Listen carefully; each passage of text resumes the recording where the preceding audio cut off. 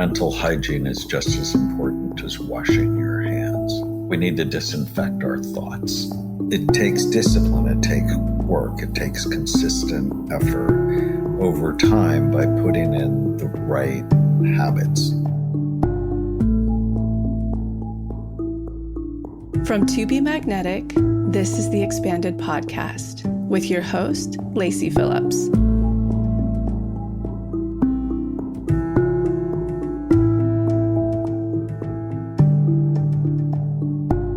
As the leading destination for neural manifestation, we dispel the woo-woo in order to help you create real, tangible results based on neuroplasticity, psychology, epigenetics, and energetics.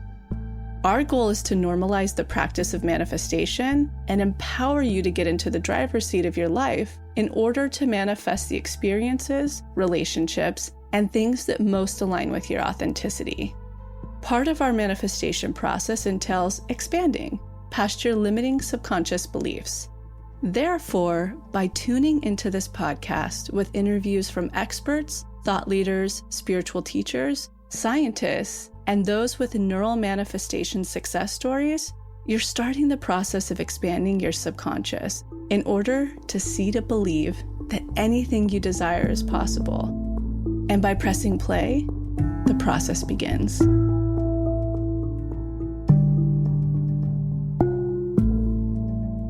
Welcome back to another episode of Expanded. Jessica here. So, as you guys probably know from the explained episodes, I am obsessed with learning about sort of the science behind psychology and spirituality. And it was almost a year ago, I think, my mom had introduced me to this incredible brain doctor, Dr. Daniel Amen.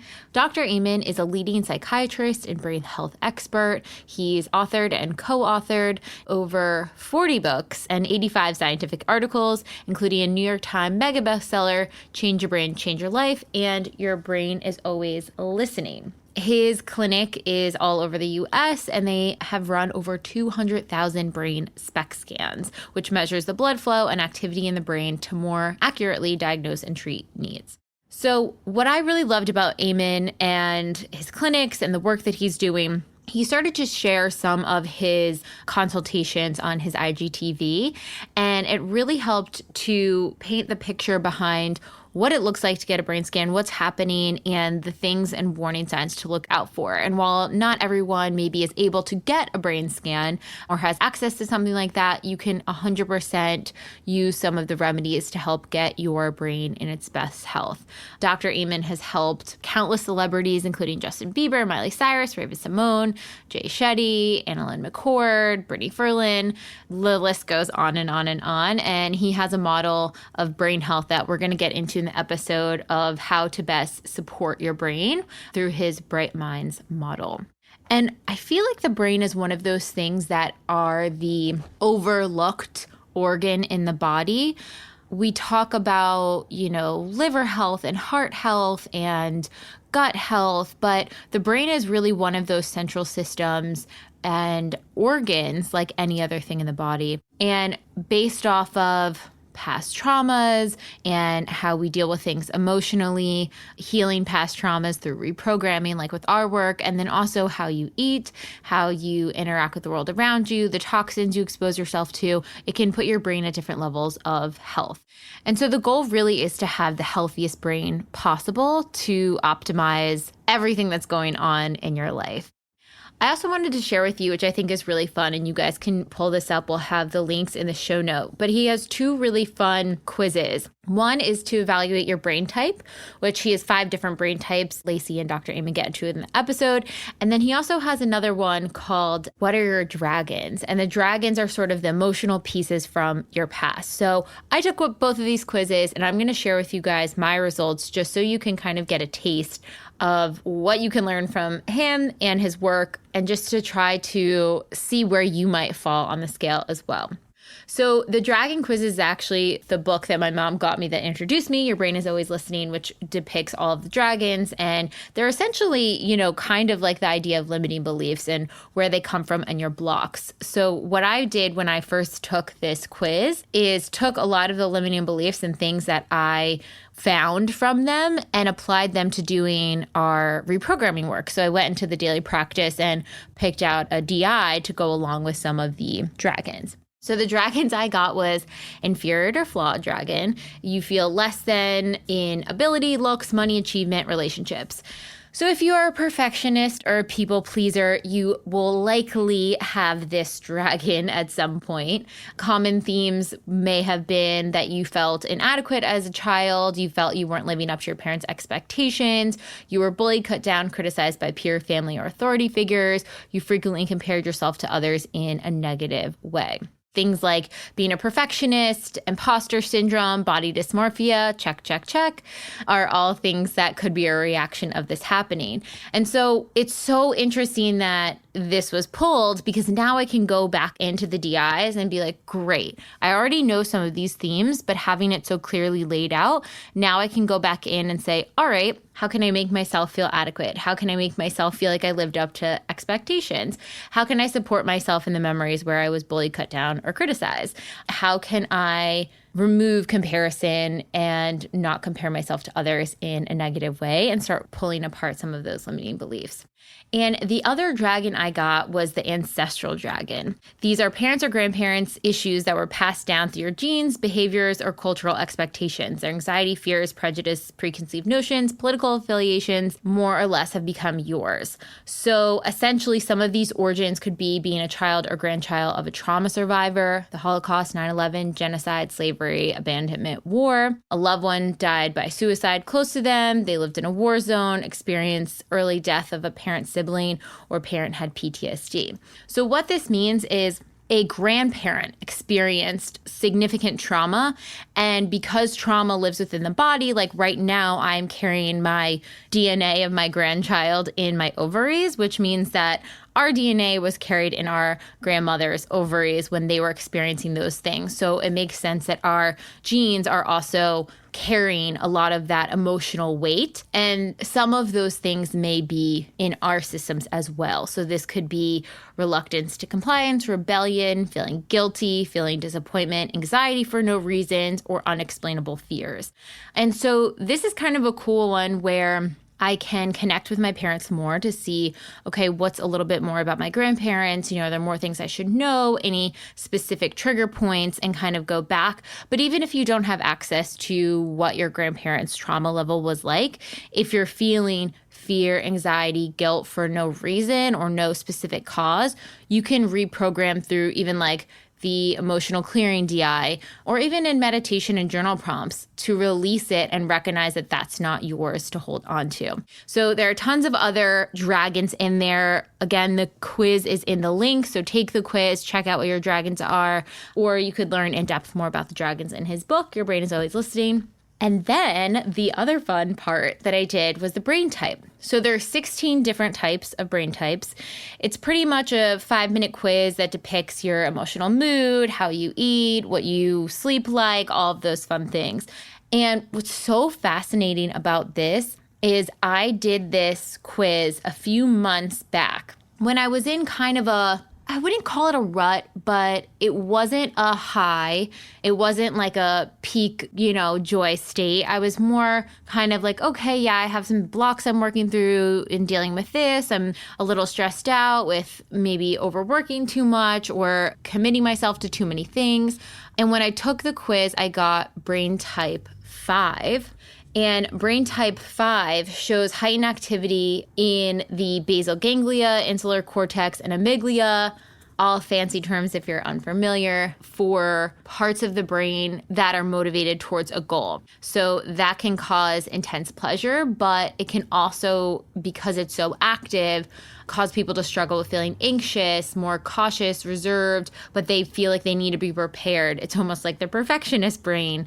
It's also lower in activity in the neurotransmitter GABA, which helps to calm the brain. So essentially, my brain was firing really high in anxiety centers of the brain, brain and kind of low in the calming center of the brain based off of this quiz. I didn't get a screening done.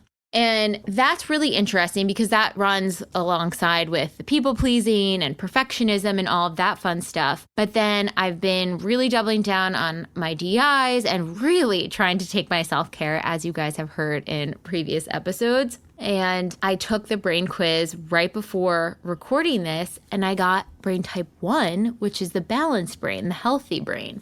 So that means that I shifted my brain. Now, I'm going to continue to take the quiz maybe once a month just to check in and see where I'm at and what's going on.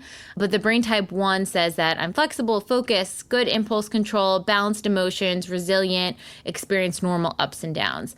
I just think it's so cool to see progress in the brain just by taking the quiz and understanding more in there. So I've definitely been applying Dr. Amen's Bright Minds principle and continuing to reprogram things and really support myself, especially in calming myself and helping my brain get into balance. So I hope you guys found that interesting. Curious to see what your brain type and dragon type are.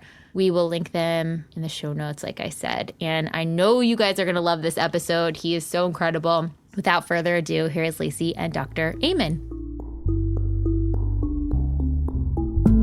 And now, a word from our partners.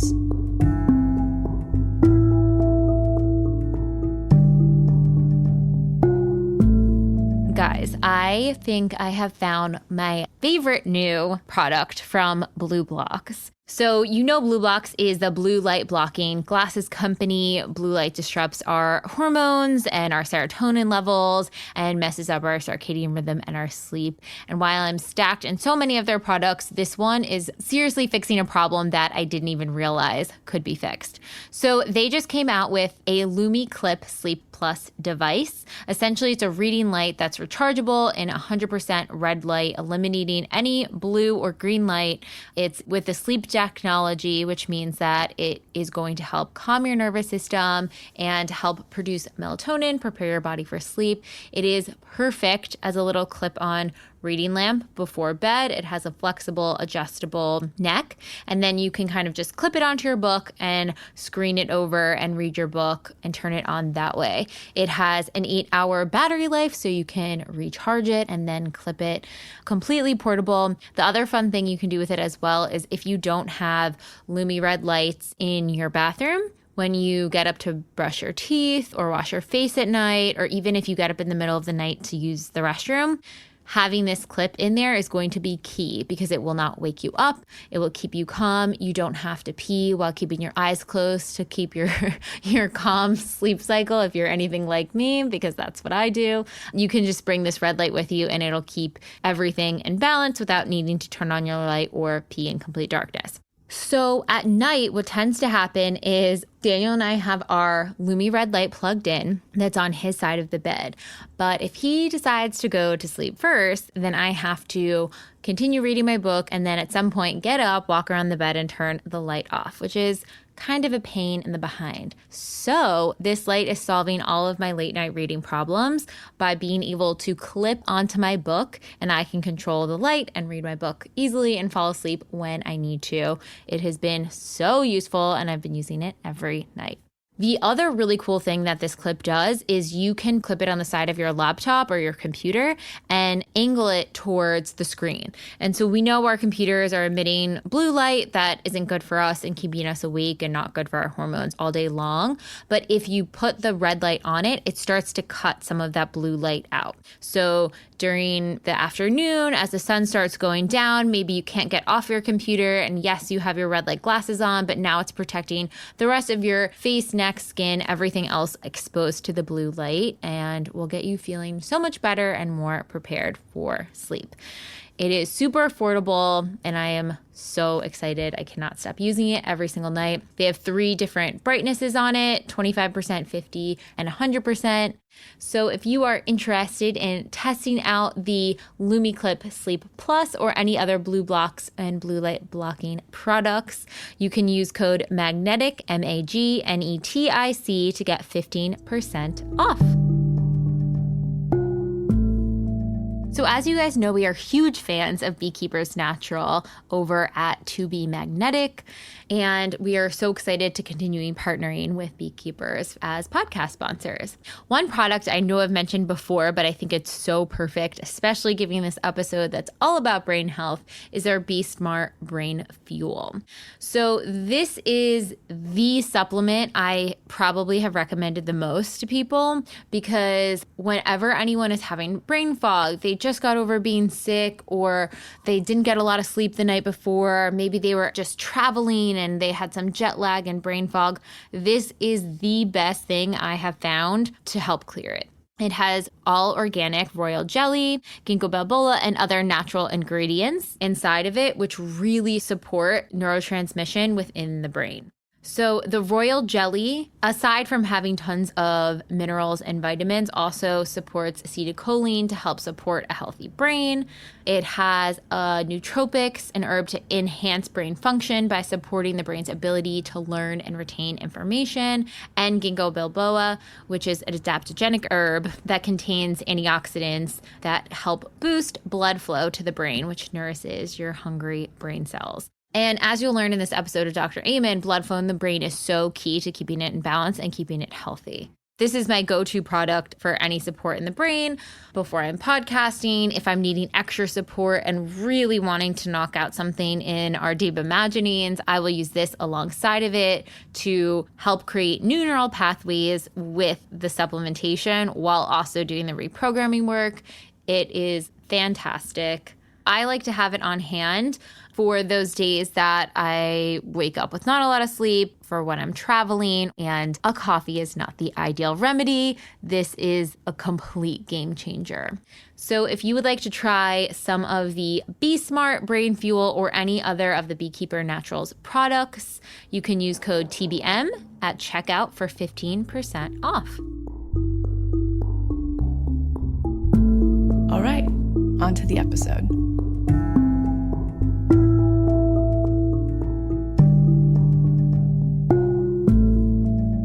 Why don't I kick this off with the very first question we ask everybody? What is your cultural background and upbringing? That's my cultural background. Lebanese. Wow. And full-blooded. I even did one of those genetic tests. I grew up in Southern California. Uh-huh. How about you? Geez, you know, it's all the things, the Irish, the Scottish, the English. And I personally grew up right outside of Yosemite. So we're both California kids, I'll say. Oh, Yosemite is one of the prettiest places on the planet.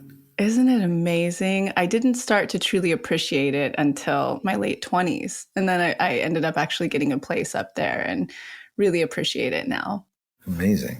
Well, and here's the hippie question we have to ask you if you know. I mean, you are from Southern California, so you might know this, but do you know your astrology, essentially? I am a Cancer. Wonderful. And you don't happen to know your moon and rising, I presume? I do not. You're a science guy. Excellent. Okay, great. Well, let's get into the juicy stuff. The brain scans. So you guys have done over 200,000 brain scans. I mean, working with everyone from Justin Bieber to Miley Cyrus, Jay Shetty. And so if you can explain to us, the group, the community, what SPECT scan is, and what are some of the biggest takeaways you've learned from all of the scans you've done? So SPECT is a nuclear medicine study that looks at blood flow and activity, looks at how your brain works. And it basically shows three things: areas of the brain that work well, areas of the brain that are underactive, and areas of the brain that are overactive. And we have learned so many things, like mild traumatic brain injury ruins people's lives, and nobody knows about it. Nobody knows about it because nobody looks, but undiagnosed concussions are a major cause of anxiety, depression, suicide, ADHD, learning problems, homelessness. And so we need to do a better job of protecting our brains. The other thing that I learned is all psychiatric illnesses are not single or simple disorders. They all have multiple types, And giving someone the diagnosis of depression is like giving them the diagnosis of chest pain. It's silly. And so going to your doctor and telling them you're depressed and getting a prescription for Lexapro is not good medicine. And you see total health and wellness as four main pillars. You have biological, psychological, social, and spiritual. Can you go into that a little bit deeper so we can round out your body of work before we get into the true specifics? So the first week of medical school, our dean came into the classroom and said, never think of your patients as their diagnosis. We're all made up of these four big circles. So yes, we're going to teach you a lot of biology. And in my case, it's sort of the physical functioning of your brain. But everyone's got a psychology or how they think and their development. A social circle, which is who you hang out with and your current stresses. Think pandemic is big in that circle. And the spiritual circle, which is ultimately what motivates your patients. Why do they care? Why did they think they're on the planet? What's your deepest sense of meaning and purpose? And illness can actually happen in any of those circles, and wellness happens in all of them. And then you've spoken about the 5 different primary brain types, 11 combination types in total. Can you talk about these a little bit? One of the first things we learned is that everybody's different. And, I adopted my 2 nieces, and one is just totally on time, neat and tidy, worries, holds grudges. And the other one is spontaneous and has a messy room. And you have to have her on Life 360 so she's really where she said she was going to be. And, one has a sleepy brain. That's the spontaneous type. One has a busy brain, the persistent type. And it's important to know what type of brain you have, because then you can develop strategies to balance. And then the other types are the balanced brain, sensitive brain, cautious brain. Can you talk on those a little bit? Well, balanced is you generally don't need me. You're reasonably happy and your mood is good and you're flexible and cautious enough, but not too cautious. And so balance may be 30% of the population. The sensitive type are therapists and people who are deeply feeling, deeply empathic, but can be prone to depression. And the cautious type live longer than everyone else, but they can be prone to anxiety. They're early for their appointments as opposed to the spontaneous type that's always running late. And these types, and I know we'll get into combinations, but are you born with your specific type, or do you take on another after, say, a brain injury, etc.? Environmental, sort of like astrology. I love systems, right? Is this something that you're born with and then you can maneuver into others based on those things, biological, psychological, social, and spiritual? Well, it's always a combination of what happens to you in life and what your genetic tendencies are. So my dad tends to be persistent. My mom tends to be spontaneous, and I have a bit of both. And then I think the question that people will probably be asking themselves, you talk about one of the greatest ways we can support our brains, or I guess this is just like mainstream narrative, is through meditation. And some people have very busy minds. Like we get this in our work a lot because we work primarily in hypnosis. And a lot of people will have trouble dropping in. They'll say, I can't go under, nothing's coming up to visualize, I'm not accessing old memories. What are some tips you have for that when that's happening with people? Well, for some people, it's really about trust, and they have worked so hard to protect themselves from things that frighten them. So sometimes it's just building a relationship that can be helpful. And sometimes we just need to use another technique that can be helpful, like havening or EMDR that I like. Some people are open and some people are closed. And that's actually a basic tenet of personality, is where is your level of openness?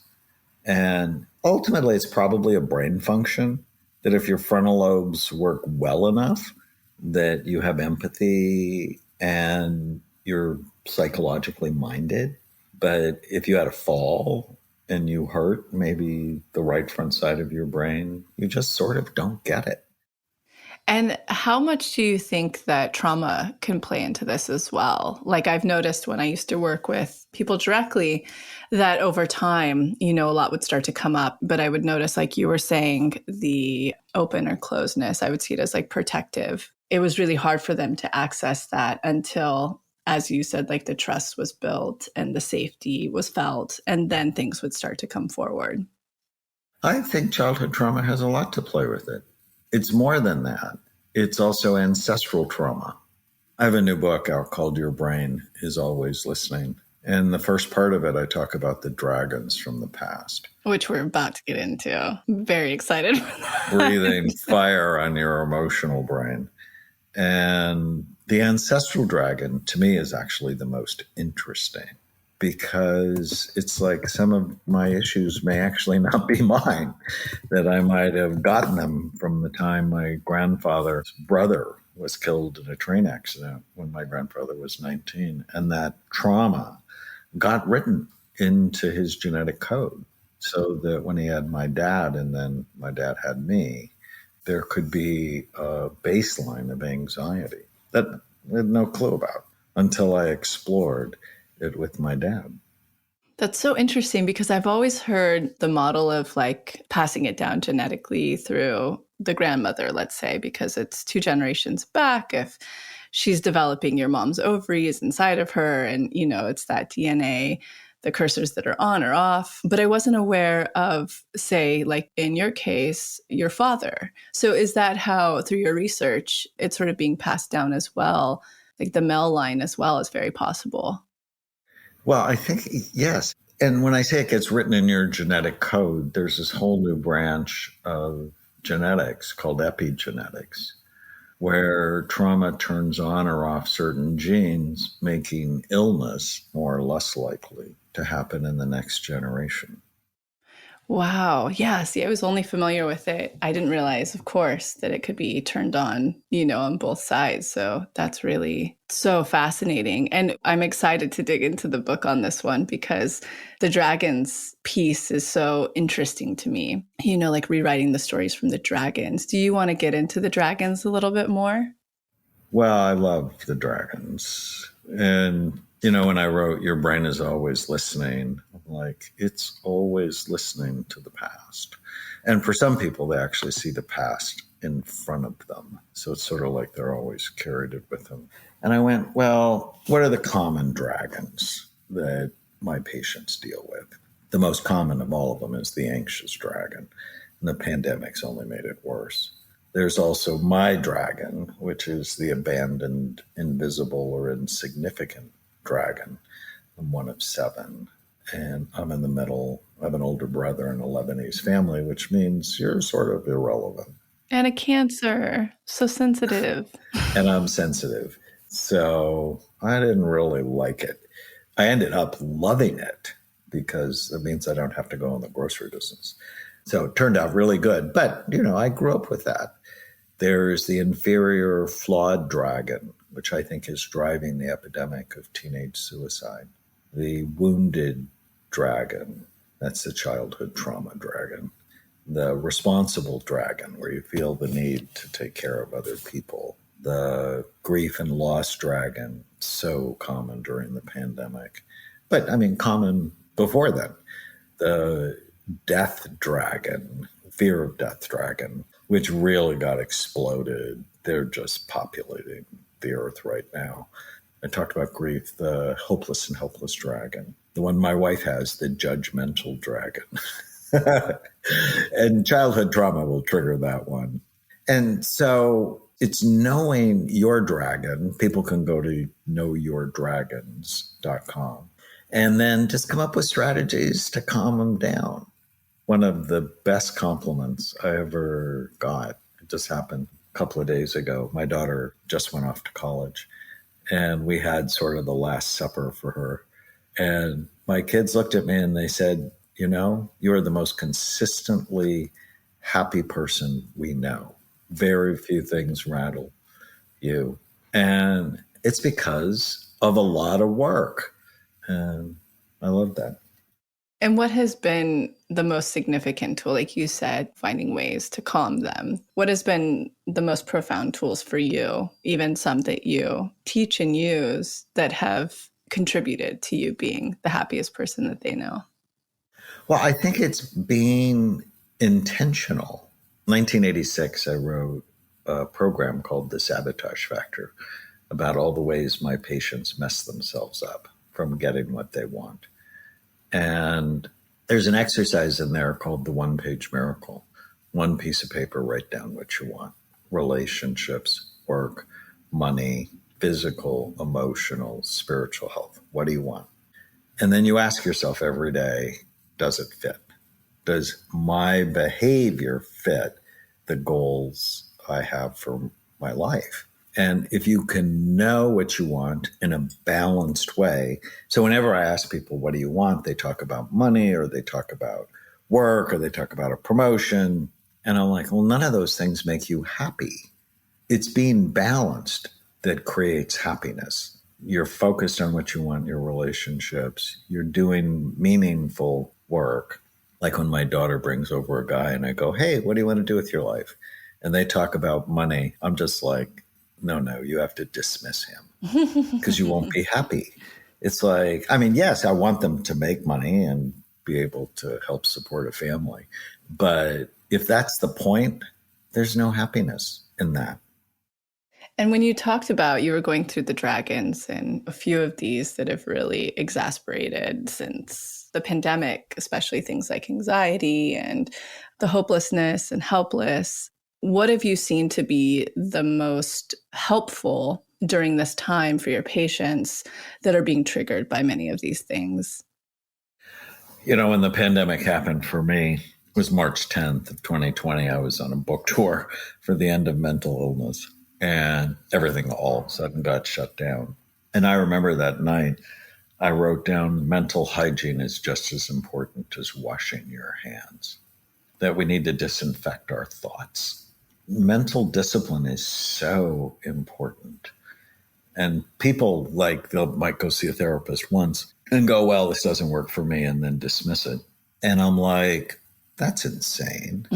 If you're overweight on Monday and you have a salad, you cannot expect to be trim by Friday. It takes discipline. It takes work. It takes consistent effort over time by putting in the right habits. And we're going to get into Bright Minds model in just a sec, which may even play into this, but kind of getting back to the balanced brain, spontaneous, persistent, sensitive, and cautious, exactly what you're talking about, mental hygiene. What is the remedy for these different, you don't have to go super deep into it, but what tends to be the overarching, might even be helpful remedies for these different brain types? Well, for balance, you just want to do all the good things. And the question is this good for my brain or bad for it? And you just have to know the list. The list is probably, I'm imagining, based on your work, food and thought, exercise. Yeah. And most thoughtful 7-year-olds would actually get most of the list right. I went to my daughter's second grade class, wrote down 20 things. And I'm like, you tell me, good for your brain or bad for it.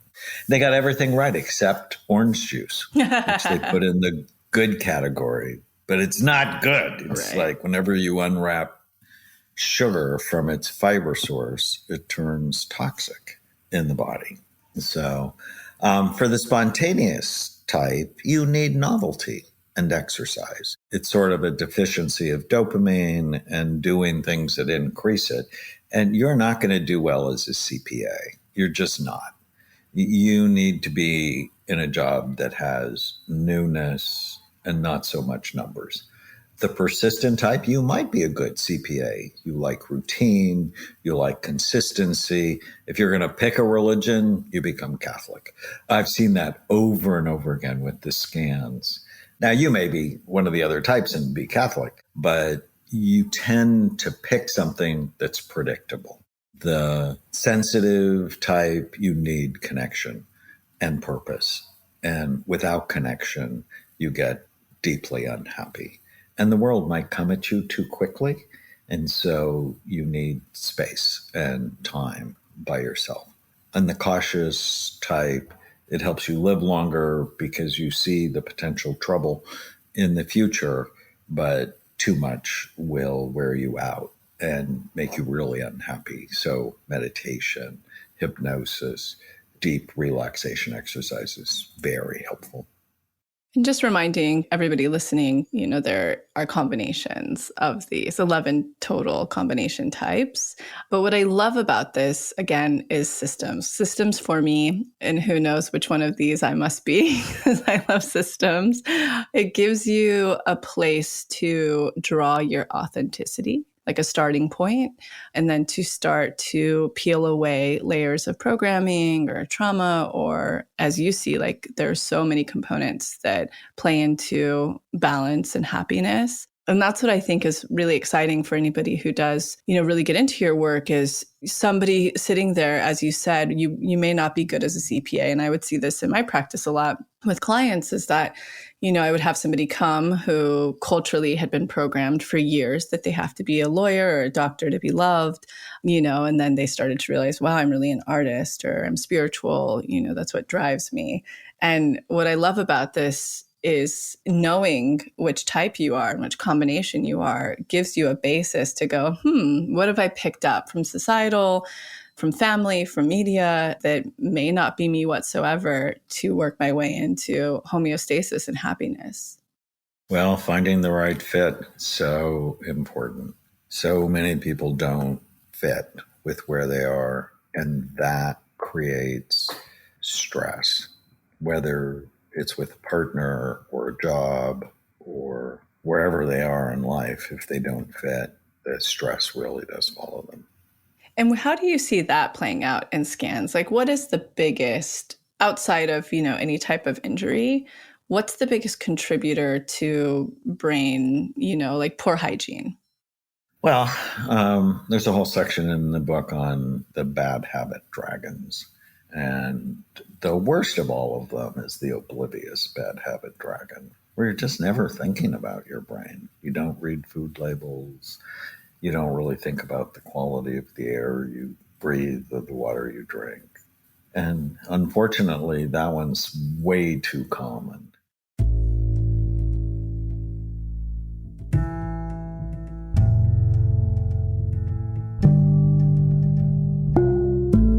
So I'm quickly interrupting this episode to invite you, if you're ready to start your manifestation journey, or if anything you've heard in our manifestation episodes has piqued your interest, to begin.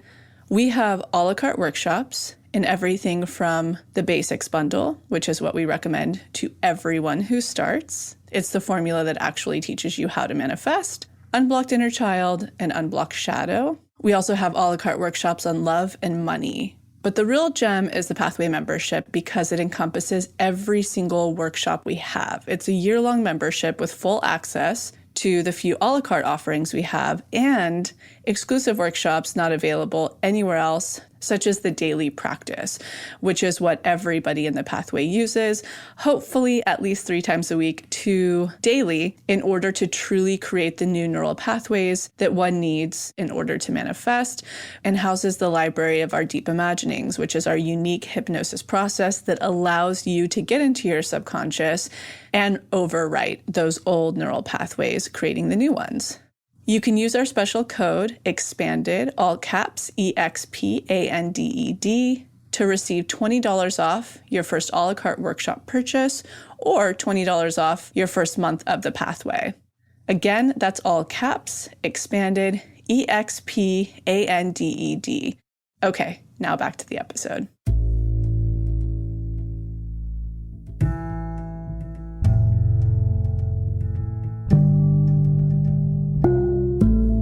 Let's get into ants, the automatic negative thoughts. I mean, we've been touching on this a little bit, but what have you found to be the most effective way of dealing with them?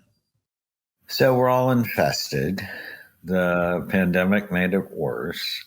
Watching the news will make it worse. Scrolling on social media will make it worse. But thoughts come from all sorts of places. They are written in our genetic code, as we were talking about. They come from the voices of your mother, you're too big for your britches. They come from the voices of your siblings, I'm better than you. They come from your friends, from your enemies, your teachers, your coaches, the news you listen to, or the music you hear. And thoughts are random, they're automatic, and they lie all the time. And just because you have a thought has nothing to do with whether or not it's true, whether or not it's helpful. And so about 30 years ago, I coined the term ANTS, automatic negative thoughts, because I saw my patients were infested. It's clearly one of the things that contributes to my happiness. I don't believe every stupid thing I think. And I think a lot of stupid things. But what I tell my patients, it's not the thoughts you have that make you suffer. It's the thoughts you attach to that make you suffer. And so just because you have a negative thought, it has no effect until you believe it. And so the most effective thing I do is whenever someone feels sad or mad or nervous or out of control, I have them write down what they're thinking. And then I take them through this process I got from my friend Byron Katie on, well, is it true? Is it absolutely true? How do you feel when you believe it? How would you feel if you didn't have it? And let's just flip it to the opposite. It's so powerful. But you have to do it 100 times. It's work. But when you do it over time and you stop believing the random noise in your head, you feel happier. How do you feel about the loops? Like I call them subconscious loops. How do you feel about those ones that can be genetically passed down? They could be imprinted, in childhood or through trauma, injury, through anything, as you persist in life. Those ones that are truly just nonstop looping, automatic. Is this the same way you address them too? Is in the conscious space? Like, we love Katie. We had her on the podcast. She's amazing. Has that been the tool that's been the most effective for those automatic negative thoughts? It's clearly one of the tools that I like. I also like another fun tool called Give Your Mind a Name. It's based on a concept called psychological distancing.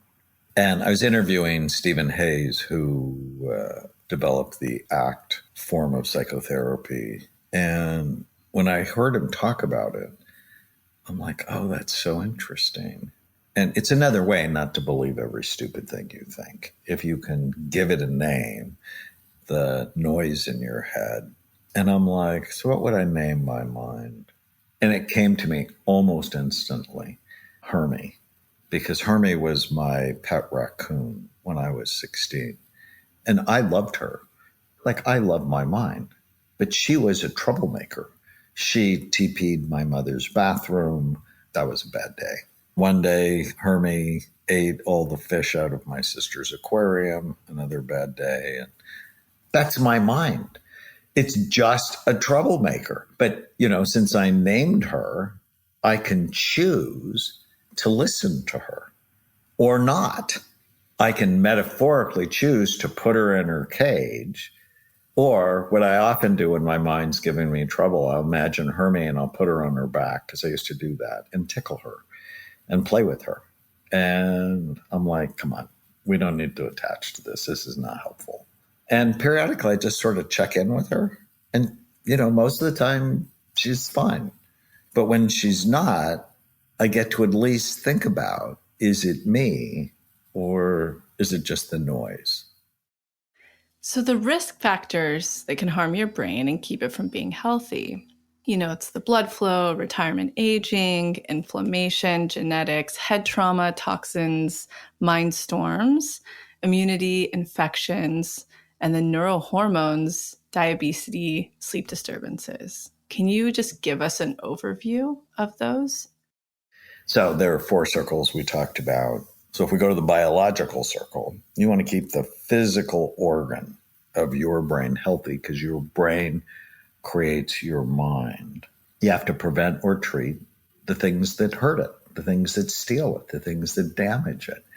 And I came up with my team with this mnemonic, Bright Minds, to know, what do I need to avoid and what do I need to do? And so you've listed them. For example, B is for blood flow. Low blood flow is the number one brain imaging predictor of Alzheimer's disease. What lowers blood flow to the brain? Smoking, caffeine, high blood pressure, any form of heart disease, being sedentary, alcohol, marijuana. So let's avoid those things and let's engage in behaviors that increase blood flow. Exercise, ginkgo, foods like beets, oregano, cayenne pepper. And for each of those 11 risk factors, it's like, okay, so what do I avoid and what do I do if I want to have a good brain and I want to have a good life? So I think it's sort of cool. It's just sort of laid out in sort of an easy to understand and follow process. And what would you say are the most practical tips that anybody can access of how to best support your brain? I have little tiny habits. Like I start every day with today is going to be a great day. That way my mind finds why it's going to be a great day. I go to bed every night and go, what went well today? So I put myself to sleep with prayer and what went well. It's so helpful. I start at the beginning of the day and usually I'm asleep by noon. And as I walk through the day, is like, is this good for my brain or bad for it? I have pretty clear routine. I do 2 huddles in the morning with my team. They're about 40 minutes. So I'm always walking while I do the huddles. I'll get 6,000 steps. I generally do intermittent fasting. So the last time I eat is around 7. I won't eat again until 11 or 12 the next day. That helps to clean up some of the trash that builds up in your brain. And I always plan on being in bed, sleeping 8 or 9 hours. And I'm busy, but I want to be busy for a long time. So I'm not going to be doing things in the short run to hurt me. Another thing I teach my patients, I want you to feel better now and later versus now, but not later. What do you think is the biggest, not what do you think, what do you know, based on research at this point, is the biggest contributor to Alzheimer's and dementia? All 11 of those risk factors. Really? Absolutely. This is an Alzheimer's prevention program, Bright Minds. It's also a depression prevention program because they're both brain things. And, get your brain right and your mind will follow. And I think it's people just don't love their brains perhaps like they could. And what is the current research, because I'm actually not hip on it whatsoever, of how much genetics play into both? Not as much as people think. Our behavior is more important. Alzheimer's is a lifestyle illness. And if you're depressed, you're more likely to get Alzheimer's. If you're overweight, you're more likely to get Alzheimer's. If you have sleep apnea or head trauma or engaged in toxic behavior, you're more likely to get Alzheimer's. We need to stop thinking there's going to be a pill that fixes this because there's not. I'm extremely fascinated with mind over matter. So placebo, if you will. Another example would be the work of Dr. Joe Dispenza. Through your research and everything you know on the brain, how much can mind over matter literally just like hijacking your brain through repetition, taking over, getting rid of any programming you know about disease or illness. And then, like, let's say the person's on a thought process constantly that nothing can touch me, nothing can hurt me. I'm perfect health. I'm pure love. I'm spiritual, so I'm not even material. How much do you think just that alone can completely shift and heal the brain and have incredible, hygiene? I think it matters.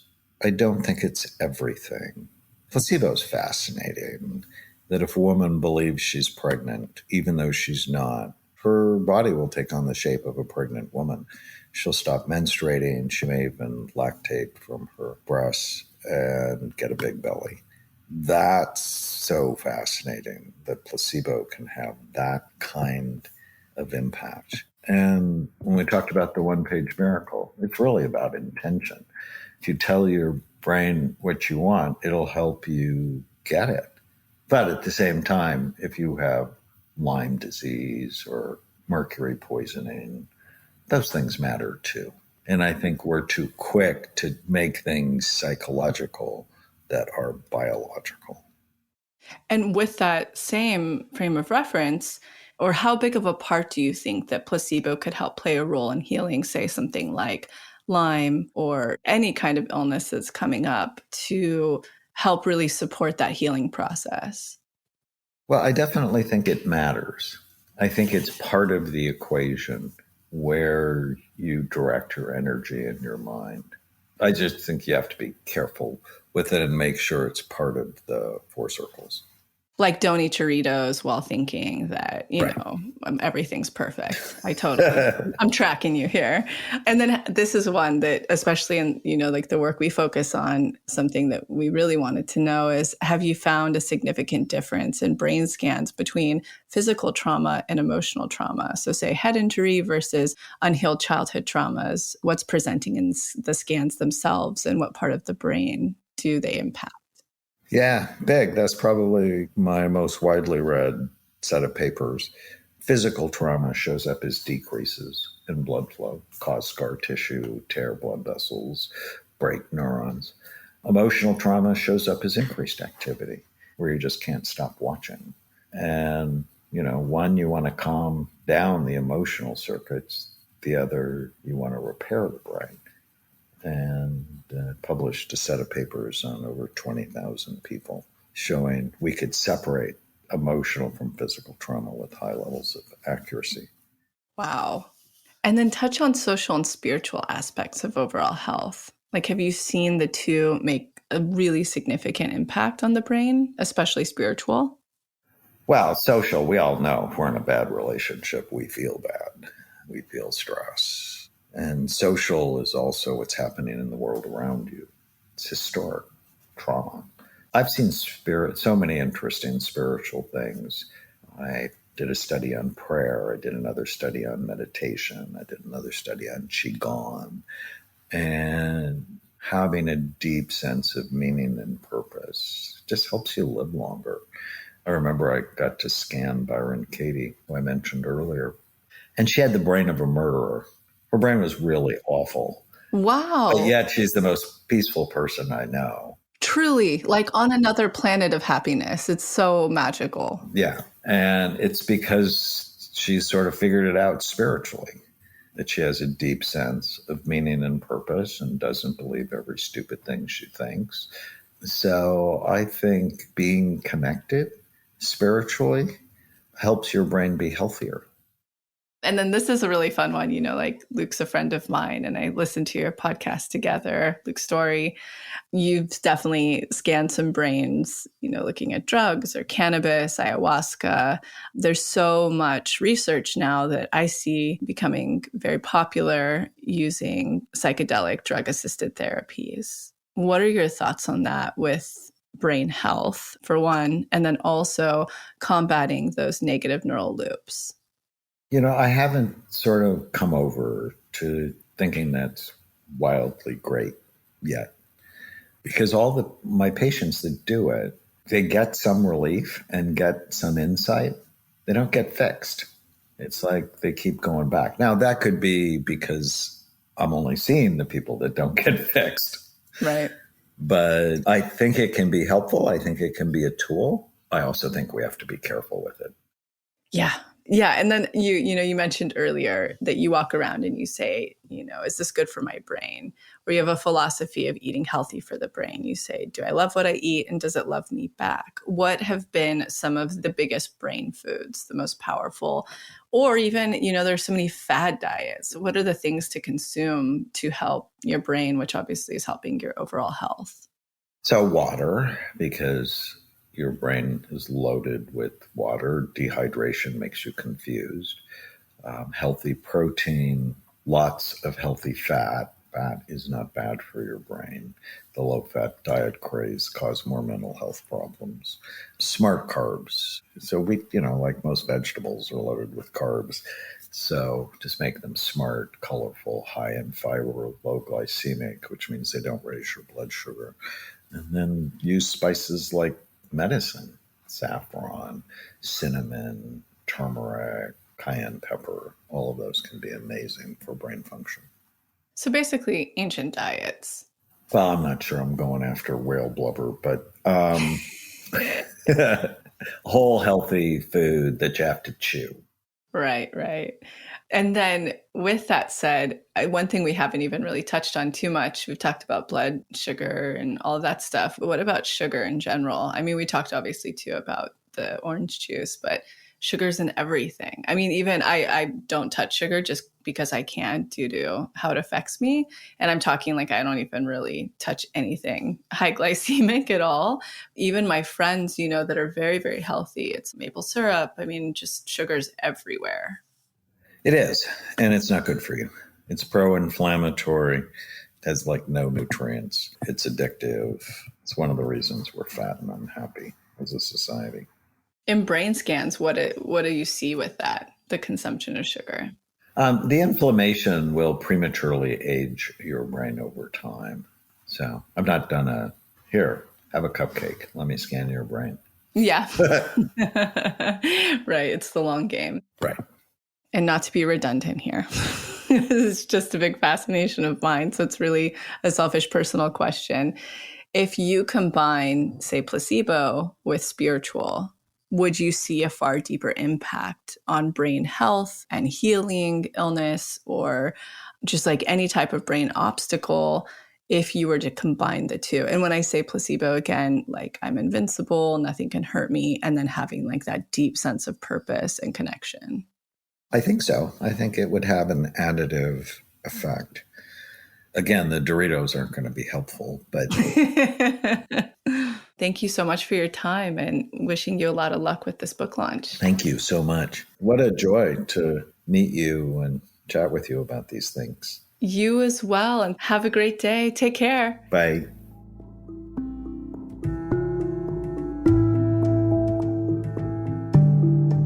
Thank you so much for tuning into the episode, and I hope you enjoyed it as much as I did, we did. And in case you're not totally ready to join the pathway yet, I wanted to share a few of our free offerings that I'll often suggest to people as a little bit of a blueprint to get them started on their manifestation journey. The first place I like to direct people completely for free is the motivation. You can see it linked below or on our homepage as our testimony library. And it's categorized by different subjects, whether you're calling in career, money, love, wellness, and much more. When you're reading about a member's experience of what they manifested, you're actually seeing to believe and showing your subconscious that that very thing is possible for you.